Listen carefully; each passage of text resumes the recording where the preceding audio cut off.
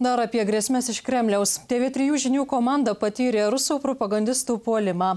Per apklausą mūsų portale žinios.lt nežinomi įsilaužėliai vos per kelias balsavimo minutes iš vieno kompiuterio pateikė net 7,5 tūkstančio atsakymų, kad Rusija visada sako tiesą.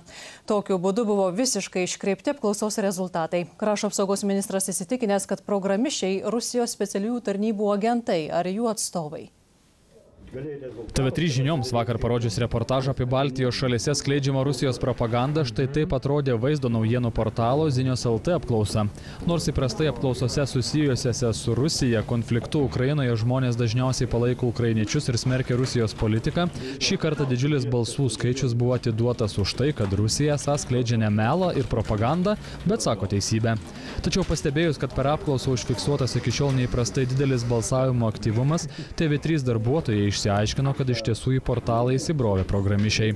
Apklausos rezultatai buvo pakeisti neleistinais būdais, paslėpus faktą, kad balsuojama iš vieno kompiuterio.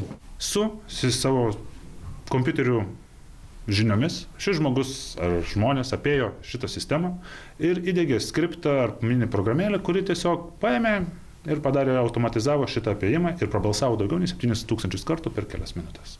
Tai pakeisdami visus balsavimo rezultatus. Taip programišiai patys patvirtino reportaže išsakytus faktus, kad visais įmanomais būdais sukčiaujant, manipuliuojant, apgaudinėjant ir klastojant yra stengiamasi išplatinti kuo daugiau Rusijai palankios informacijos, kuri dažniausiai būna melas ir prasimanimai. Tad atmetus fiktyvų balsavimą ir suskaičiavus realius balsus, matosi, kad Rusijos propaganda pateisintų tik 1/6 žmonių. Dėl įsilaužimo į portalą Žinios.lt TV3 kreipėsi į teisėsaugą, kad būtų išsiaiškinta, koks žmogus siekia pakreipti rezultatus Rusijai naudinga linkme. Kol kas žinoma, kad tai daryta iš Vilniaus. Seimo nacionalinio saugumo ir gynybos komiteto nariai suklastotus rezultatus vadina dar viena Rusijos ataka prieš Lietuvos žiniasklaidą.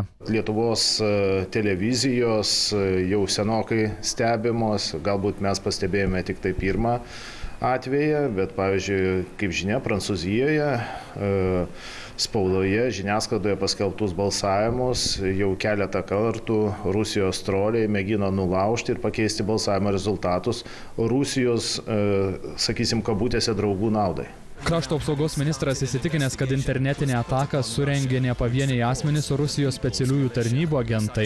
Yra daugybė interneto žiniasklaidos kanalų, kurie nuolat platina Rusijai palankius pramanus, demagogiją ir propagandą. Neturiu net abejonės, kad čia ne kokius savamoksliai dirba, o dirba tuos darbus patyrę tarnybos žmonės, kurie be abejo yra apmokami. O kas jau konkrečiai paskui daro konkretų darbą, kas spaudo tą mygtuką, kaip jūs sakot, dėl balsavimo, tai čia galbūt tiesiog pasamdyti ar žmonės, ar tie žmonės, kuriem jau suformuota tokia nuomonė. Politologai tvirtina, kad tokiu būdu Rusija bando suklaidinti Lietuvos visuomenę ar net panaudoti šios rezultatus savo šalyje propagandos tikslais. Laukim, pažiūrėkim, ar sumanipuliuota yra iki galo, ar mes pamatysime galiausiai šitą paveikslėlį kažkokioje Russia Today ar internetiniai žiniasklaidoje kaip tam tikrą neva Lietuvos viešosios opinijos atspindį. To ilgai laukti nereikėjo. Pirmiausia, apie suklastotą apklausą pranešė socialiniuose tinkluose veikiantis propagandiniai puslapiai, o po to ir Baltijos šalyse veikianti internetinė Kremliaus žiniasklaida. Politikai įtarė, kad toks apklausos rezultatų klastojimas siekis paveikti ne tik visuomenės nuomonę, bet ir rinkimų rezultatus.